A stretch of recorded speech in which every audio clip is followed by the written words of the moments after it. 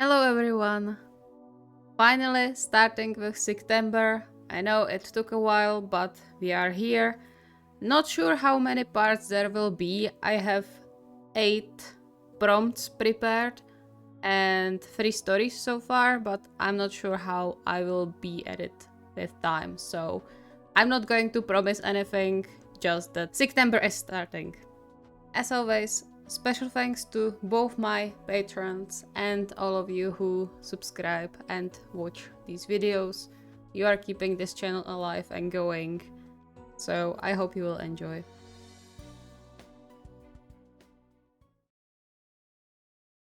As much as Semi loved autumn and the vibe it brought along, there were certain things he could happily live without.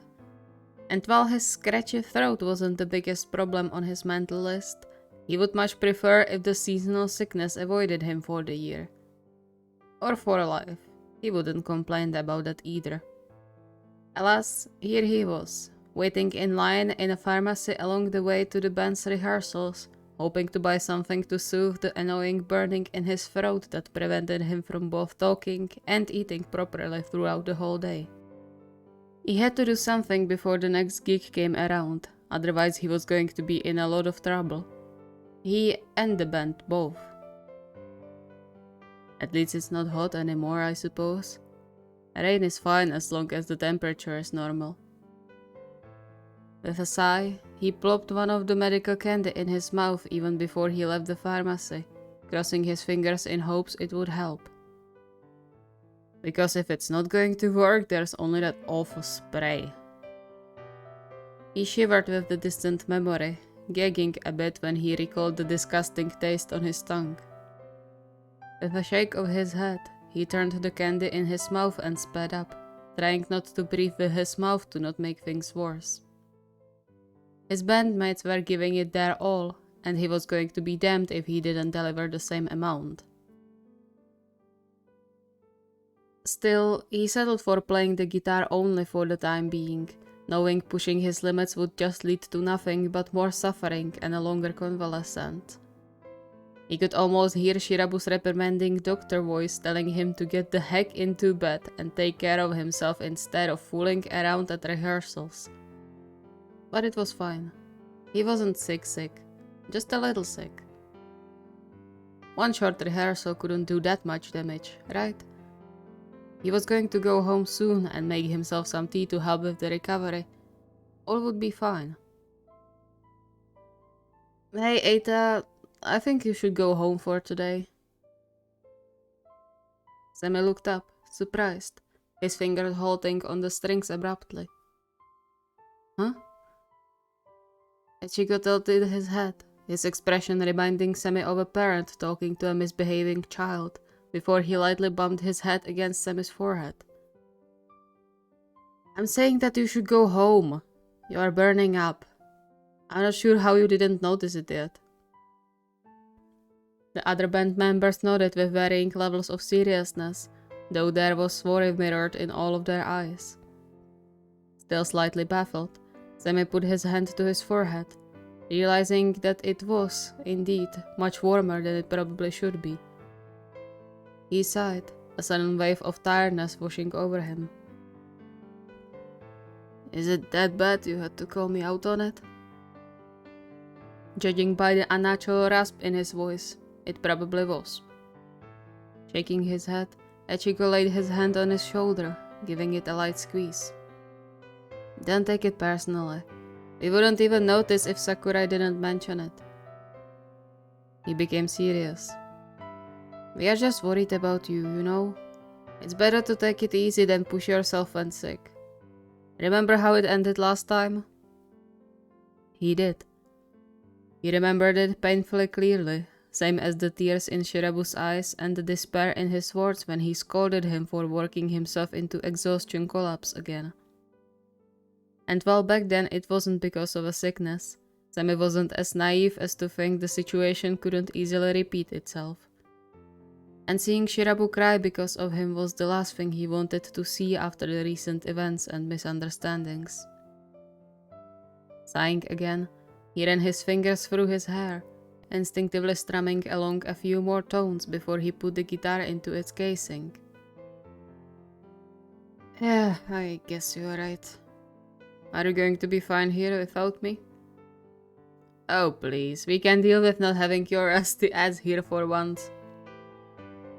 Right, we won't go on for much longer anyway. Are you going to be okay on the way? Yeah, it's not that bad. I'll call Kanjiro if something happens.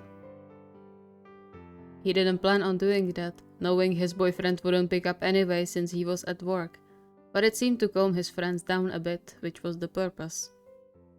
He quickly collected his things, bid his bandmates farewell, and headed out of the door. He just hoped he was the only person in their little household who encountered any sickness. Just as he was about to settle on the couch with a blanket and a cup of strong tea after the surprisingly excruciating way home, the door of their flat opened once again. The cats, so far sleeping comfortably on the couch, reacted immediately, trotting over to the hallway with light tapping of their claws against the wood of the floor, their tails raised in greeting. But even without that, Semi didn't need more than the quiet grumbling coming from the door to recognize who arrived. Confused, he craned his neck over the back of the couch, his brow furrowed. Kenji? Who else? Semi rolled his eyes, though he appreciated there wasn't anything of the sharp bite in Shirabu's voice he used to hear just a few months ago. I'm just surprised you are here so early. I thought you had work today. In answer, a loud sneeze echoed through the apartment. Ah, got it. I was supposed to have, but my supervisor sent me home because I wasn't fit. Semi wasn't sure if he should laugh or pity Shirabu when the younger stumbled into the living room, looking slightly winded, his eyes glossy and nose red. They don't get that I'm fine. I just need a little break and I would be... He was interrupted by another sneeze, scaring the cats and Semi alike. Yeah, I can see that. I am. Another deafening sneeze shook with the walls. Right. Shirabu huffed, but then had no other choice than to blow his nose, the following coughing fit making Semi worried it wasn't just a common cold he was looking at. You should go to bed. You don't look too good. He didn't pay much mind to the no less than murderous glare he received and put down his tea before heading to the kitchen. Every movement sent a wave of heat and cold through his body, but that wasn't important right now. Knowing Shirabu, he was going to have to drag him to bed to make sure he took care of himself, and that was exactly what he was going to do. Go lie down, I'll bring you some tea. Do you have a fever? He didn't need to look over his shoulder to know Shirabu was frowning and crossing his arms over his chest. I don't. I'm completely fine. I don't need you babying me. Kenji, you are sick, whether you like it or not. So act like it, What are you, my mother? I can take care of myself. Semi gritted his teeth, trying to ignore the reminder of Shirabu's mother as just an expression of speech, and carefully poured water into the second mug. He then grabbed his still protesting and still snuffling boyfriend into the bedroom, gently pushing him towards the bed. Change and lie down. I'll bring you the tea. Make sure you are warm. Shirabu threw him another glare, which effect was significantly lessened by how pitiful he looked. I don't need your tea or your help. I'm not that sick to need your nursing. Semi sighed. Gee, you're such a jerk when you are sick. He turned to leave the room and wavered a bit when his head spun, his eyelids suddenly feeling heavy and closing against his will while his vision blurred briefly. He forced himself to not give in, the last thing he wanted at that moment being to faceplant on the floor. Or to alarm Shirabu for the matter.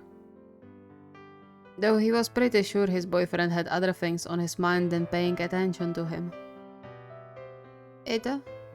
Are you okay? Humming in surprise, he turned back to face Shirabu, who was now watching him with a concerned gaze, not a trace of the previous annoyance.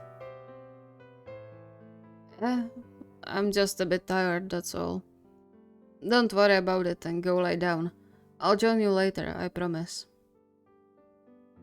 Shirabu ignored his words and crossed the short distance between them, laying his hand on his forehead the moment he got close enough.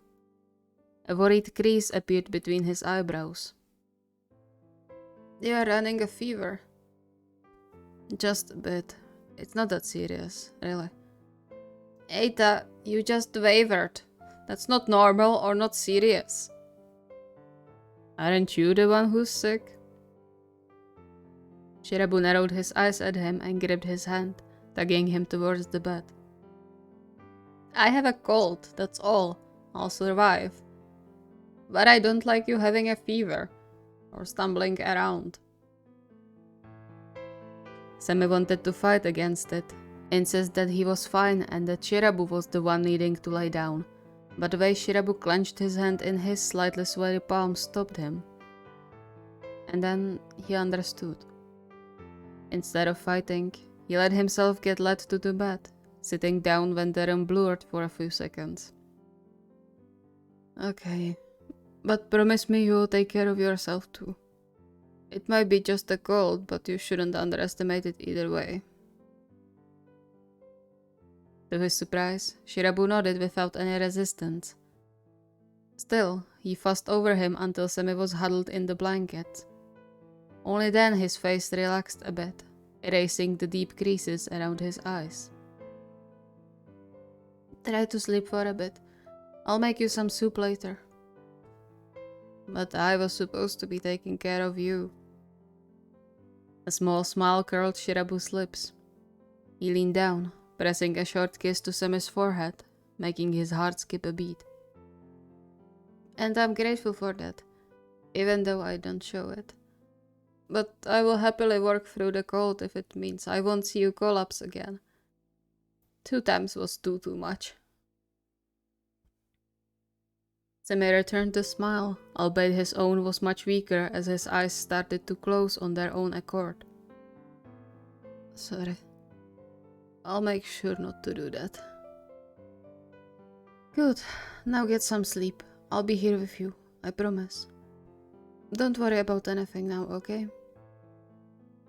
With the last bits of awareness, Semi squeezed his hand. Okay. Take care of yourself too. Promise? Promise. Don't worry. Content, Semi finally allowed himself to close his eyes, drifting off to sleep about 10 seconds later.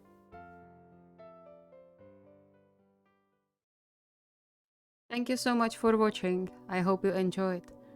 As I said in the intro, I'm not sure how many parts of the September I will be able to put out. I have a list. I have 8 prompts for each month, but I'm not sure how I will be at it with time, so we will see. I will try to do as much as possible, but obviously I can't promise anything, you know me. If you have any requests or ideas, the request form is linked in the video description. See you next time.